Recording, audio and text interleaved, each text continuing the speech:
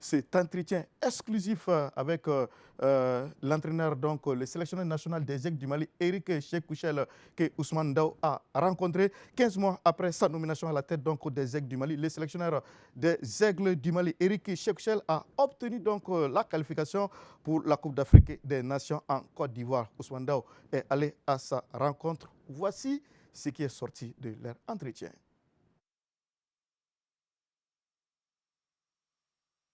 Ça va? Oui, impeccable. Bien reposé maintenant.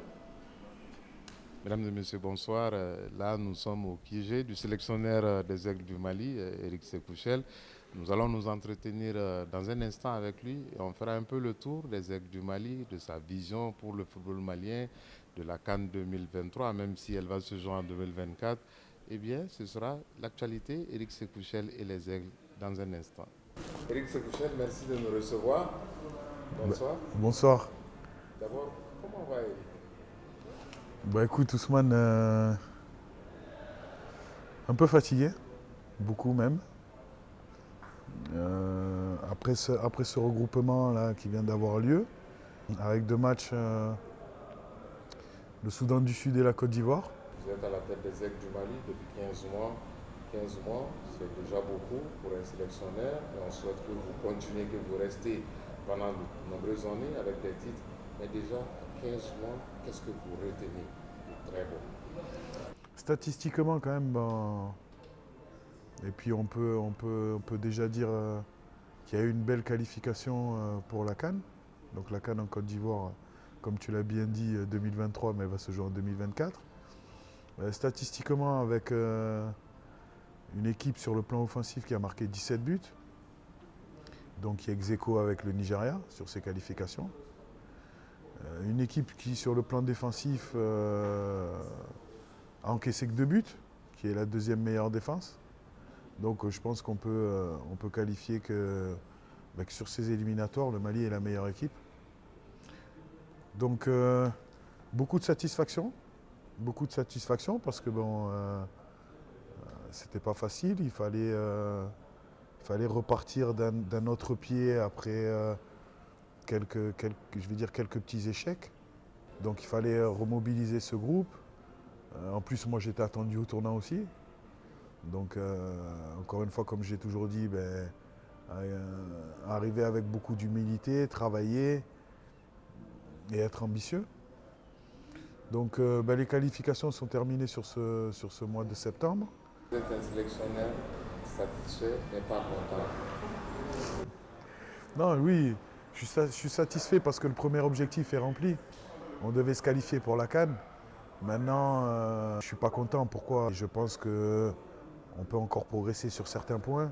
Et le but du jeu, c'est que son équipe elle soit toujours en mouvement. Voilà, qu'il y ait un bloc qui coulisse soit latéralement ou soit dans la profondeur pour réduire les espaces ou pour intervenir très rapidement quand on n'a pas le ballon et quand on a la balle pour avoir les solutions beaucoup plus rapides. Donc c'est vrai que déjà moi, ma première idée c'est le football en mouvement. Donc c'est vrai que je me suis appuyé sur le groupe, sur une partie du groupe qui était déjà en place. Et l'idée c'était d'apporter un petit peu ma vision sur ce groupe. Soit par de nouvelles têtes ou soit par un nouveau projet de jeu. Donc aujourd'hui, les joueurs, moi je pense quand même que les joueurs ils sont en progression constante. Je parle dans leur club. Ils sont en progression constante. Il y a des joueurs qui sont en train de franchir des paliers, voilà, qui sont beaucoup plus réguliers dans leur club. Il y en a d'autres un petit peu qui sont un petit peu plus en difficulté. Mais on va dire ouais, 80%, il y a une forte progression de nos joueurs.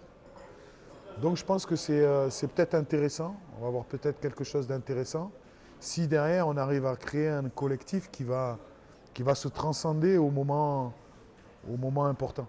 À partir du moment où on veut être ambitieux, je pense qu'il faut jouer contre les grosses équipes. Donc comme tu l'as bien dit, tu vois, avec tous ces matchs qui ont eu lieu, on a joué contre l'Algérie, donc on a joué contre un football maghrébin. Ensuite, on a joué contre la Zambie, un football anglophone. L'idée, c'était de jouer contre des grosses équipes. Donc la Côte d'Ivoire arrive, le Sénégal plus tard, il y a eu l'Algérie. Donc on va... Quatre nations qui ont déjà gagné la CAN. Exactement. Donc l'idée, voilà, c'était de se frotter à des nations qui ont eu cette chance et qui ont travaillé pour avoir ces résultats. Donc tout simplement de se préparer et puis en vue encore une fois d'un objectif bien précis. Donc moi je pense que quand on veut un objectif bien précis, il faut jouer contre les meilleurs. Le but du jeu est d'arriver fin prêt à la CAN et l'idée était aussi de découvrir le contexte en allant en Côte d'Ivoire. D'ailleurs, entre parenthèses, on a mis 2 heures pour arriver au stade.